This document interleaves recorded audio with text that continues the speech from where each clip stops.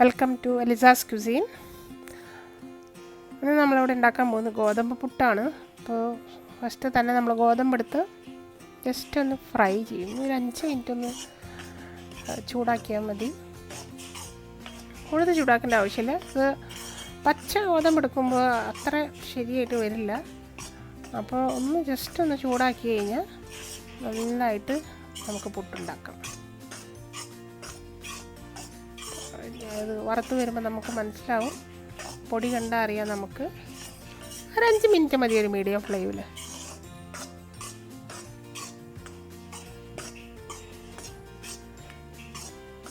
അപ്പോൾ നമ്മുടെ പൊടി കണ്ടാൽ അറിയാം, ആയി ഒരുമാതിരി ആയിട്ടുണ്ട്. ഓക്കെ, ഇനി നമുക്ക് ഇതിന് ആവശ്യമുള്ള സാധനങ്ങൾ നമുക്ക് നോക്കാം. എന്താണെന്ന് എല്ലാവർക്കും അറിയുന്ന തന്നെയാണ്, എന്നാലും ഞങ്ങളിന്ന് ചെറുപയർ പുട്ടാണ് ഉണ്ടാക്കാൻ പോകുന്നത്. അപ്പോൾ തേങ്ങ, ഒരു അരമുറി തേങ്ങ, ചെറുപയർ വിസിലടിച്ച് കാച്ചി വെച്ചതാണ്, പിന്നെ ജീരകം, ഇതാണ് ചെറിയ ഉപ്പ്, നമുക്ക് ആവശ്യത്തിന് വേണ്ട ഉപ്പ്. പൊടിയല്ലേ തണുത്തു. ഓക്കെ, പൊടി തണുത്തതിന് ശേഷം നമുക്ക് ആവശ്യത്തിനുള്ള ഉപ്പിടാം. ഉപ്പും ജീരകം ഇട്ട് നമുക്ക് നന്നായിട്ടതൊന്ന് മിക്സ് ചെയ്യാം.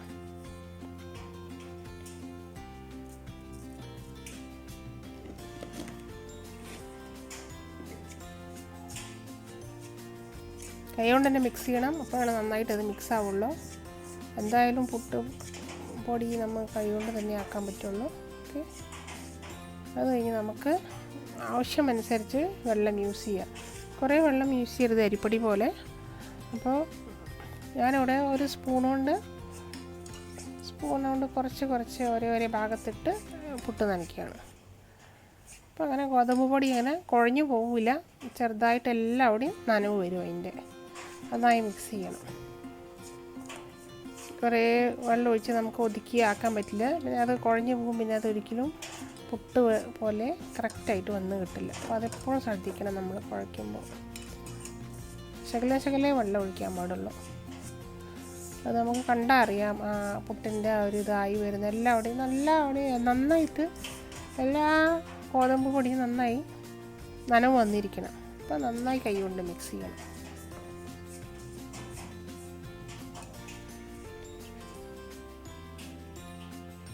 ഓക്കെ, ഒരുമാതിരി ആയിക്കൊണ്ടിരിക്കുന്നുണ്ട്. കുറച്ച് നനച്ച് കഴിഞ്ഞ് നമുക്കൊരു 5 മിനിറ്റ് അടച്ച് വയ്ക്കാം ഒതുക്കിയിട്ട്. കണ്ടില്ല, അത് കൂടുതലായി പോകുന്നില്ല. കണ്ടോ, ഈ പരുവം കണ്ടില്ലേ? ഈ പരുവത്തിലായാലും മതി, നിങ്ങൾ ടെൻഷൻ അടിക്കേണ്ട ആവശ്യമില്ല. ഇതെങ്ങനെ ആക്കിയിട്ട് അത് നമുക്ക് മനസ്സിലാവും. നന്നായിട്ടാവണം. ഒന്ന് ഒതുക്കി വയ്ക്കുക. അത് കഴിഞ്ഞ് നമുക്ക് ഒരു 5 മിനിറ്റ് കഴിഞ്ഞ് അത് കഴിഞ്ഞ് നമുക്കൊന്ന് മിക്സിയിലിട്ടൊന്ന് ജസ്റ്റ് പൾസ് ചെയ്യാം. ഓക്കെ, കുറേശ്ശെ എടുത്തിട്ട് ഒരുമിച്ച് ഇടരുത്. ലേശം എടുത്ത് ഒന്ന് പൾസ് ചെയ്യുക. കൂടുതൽ നമ്മൾ മിക്സി അടിക്കരുത്, ജസ്റ്റ് 1-2 പൾസ്, അത്രയേ ഉള്ളൂ. അപ്പോൾ ആ കട്ട എല്ലാം നല്ലതായിട്ട് ഉടഞ്ഞിട്ട് നല്ല പുട്ടുപൊടി പോലെ നല്ല സോഫ്റ്റായിട്ട് നമുക്ക് കിട്ടും. അതാണ് അതിൻ്റെ കറക്റ്റ് പരുവം. നമ്മൾ പുട്ടുണ്ടാക്കാൻ പോകുന്നത് ഇപ്പോൾ എല്ലാവർക്കും അറിയുന്നതാണ്. ഞാനിപ്പോൾ ഇവിടെ ചെറുപയർ പുട്ടാണ് ഉണ്ടാക്കാൻ പോകുന്നത്. അപ്പോൾ നമ്മൾ തേങ്ങ ഇടുന്നു, പുട്ടുപൊടി ഇടുന്നു, ചെറുപയർ ഇടുന്നു. ഓരോരുത്തരുടെ ഇഷ്ടം, ഇങ്ങനെ സ്റ്റെപ്സ് നമ്മുടെ ഇഷ്ടം പോലെ നമുക്ക് സ്റ്റെപ്സ് എടുക്കാം. ചെറുപയർ കൂടുതലിടുമോ, അല്ലെങ്കിൽ പുട്ടുപൊടി തേങ്ങ 2-3 സ്റ്റെപ്പ് കുറവ് ഇടുമോ, എങ്ങനെ വേണമെങ്കിൽ നമുക്ക് അഡ്ജസ്റ്റ് ചെയ്തിട്ട് ഇടാം. ഓക്കെ, നല്ല ടേസ്റ്റാണ്. നിങ്ങളിത് ഒരു പ്രാവശ്യം ഉണ്ടാക്കി നോക്കൂ, ചെറുപയർ പുട്ട്. അത് ഗോതമ്പാവുന്നത് നല്ല ഹെൽത്തിയാണ്, അരിപ്പൊടിയല്ല, ഗോതമ്പ് കൊണ്ടാണ്. പിന്നെ നമുക്ക് എല്ലാവർക്കും അറിയുന്ന ഞാൻ കുക്കറിനകത്ത് ഉണ്ടാക്കാൻ പോകുന്നത്. കുക്കറിനകത്ത് നമുക്ക് അറിയാം ആയി വന്നു കഴിഞ്ഞാൽ പുട്ട് റെഡി ആയിട്ടുണ്ട്. നമുക്ക് നോക്കാം. നല്ല ഹെൽത്തി ഒരു ഡിഷാണ്. ചെറുപയർ ഓൾറെഡി ഒരു ഹെൽത്തി കറിയാണ്. അപ്പോൾ നമ്മുടെ പുട്ട് റെഡി ആയിട്ടുണ്ട്. ഇത് നിങ്ങളെല്ലാവരും ട്രൈ ചെയ്ത് നോക്കണം. ടേസ്റ്റി, യമ്മി, ഹെൽത്തി എല്ലാം ഉണ്ട്. ഞാൻ മിക്കവാറും ഗോതമ്പ് പുട്ട് തന്നെയാണ് ഉണ്ടാക്കുന്നത്.